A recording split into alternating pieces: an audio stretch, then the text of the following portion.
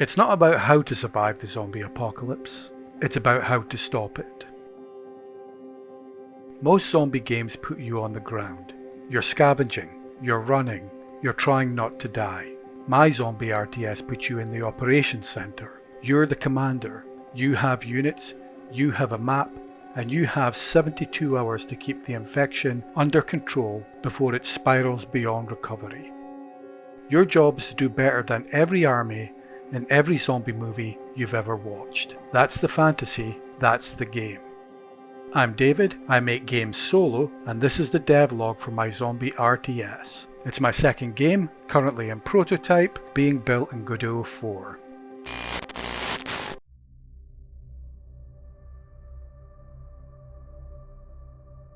The design philosophy is orchestration over microcontrol. You're not directing individual units turn by turn, you're setting intent. You move this unit here, you hold this position, and you watch what emerges from those decisions. Simple rules, complex outcomes.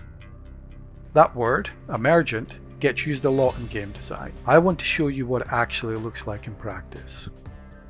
In the prototype, refugees move away from zombie hordes and towards army units. They cluster around for protection. When a horde appears, they scatter. When it leaves, they drift back. Nobody scripted that specific behaviour. It came out of 3 simple rules interacting with each other. That's the thing that I'm chasing in this game. The feeling that the world is alive and responding, not just executing a script.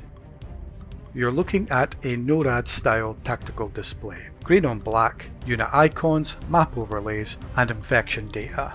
Every map is procedurally generated. The theatre you're defending is unique every run. City placement, road networks, river crossings, even the name of the region you're trying to hold. There are 2 reasons for that aesthetic. The first is that it fits the commander fantasy. This is what an operations centre looks like, not a game HUD. The second reason is more honest. I'm a solo developer and I can't paint. A tactical display is a deliberate art choice that I can actually execute.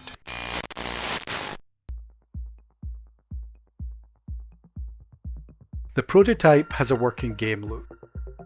You load in, the clock starts, and the world begins moving. Zombie hordes grow, split, and merge based on size. After 72 in-game hours, you get an after-action report. The core systems are there. The map generates, the units behave, the emergent interactions are already appearing. But I'm going to be straight with you about where it sits right now, because that's the point of this devlog.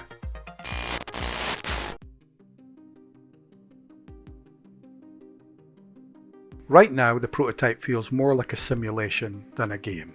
The current win condition is keep infection under 60% for 72 hours. That's a waiting game. You set your units, you watch the clock, you win or you don't. There are no meaningful decisions after the opening move. There are no consequences that teach you anything. That's not a game, that's a screensaver with stakes.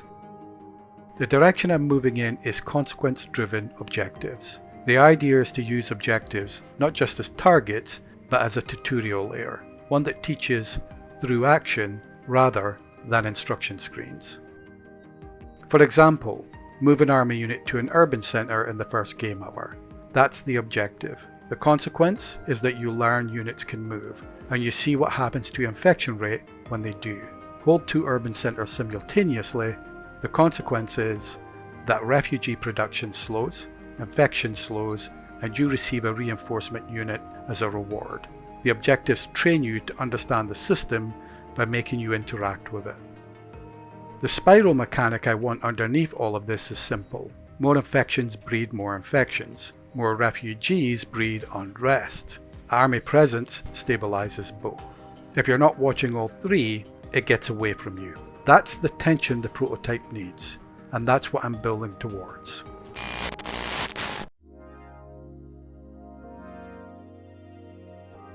Over the next few episodes, I'll be documenting that build, the objective system, the consequence layer, the spiral mechanic. I'll be honest about what works and what doesn't, because that's more useful than a highlight reel. If you ever wondered what it actually looks like to design a game from the inside, the decisions, the dead ends, the moments when something unexpected works better than what you planned, that's what this channel is. The prototype is a work in progress, so is this devlog. Come back next week and we'll see how far we've got.